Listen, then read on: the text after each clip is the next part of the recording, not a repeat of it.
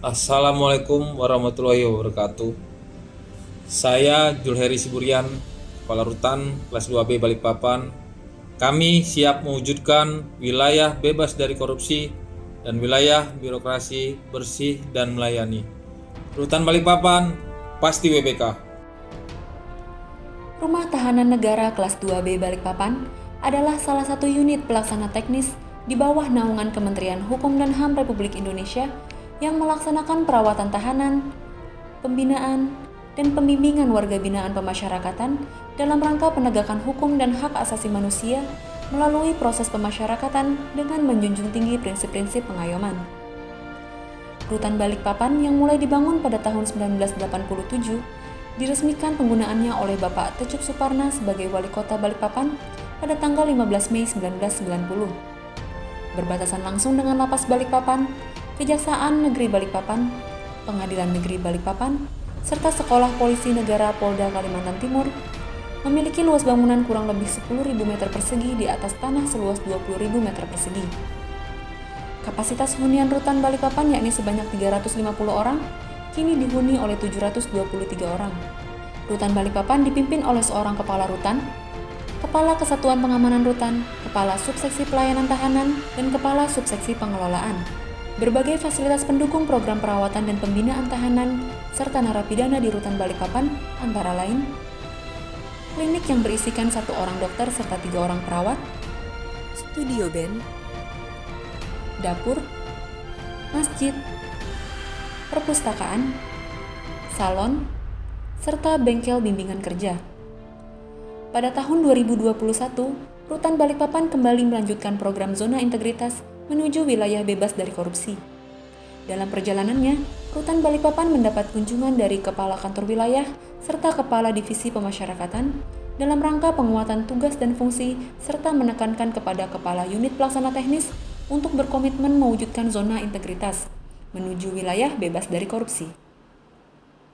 Untuk menerapkan komitmen tersebut, Kepala Unit Pelaksana Teknis beserta jajarannya melakukan penandatanganan Fakta Zona Integritas, janji kinerja, serta komitmen bersama dalam rangka mewujudkan zona integritas yang di dalamnya terdapat 6 komponen pengungkit, antara lain manajemen perubahan. Manajemen perubahan bertujuan untuk mengubah secara sistematis dan konsisten mekanisme kerja, pola pikir, serta budaya kerja individu pada satuan kerja yang dibangun. Penataan tata laksana.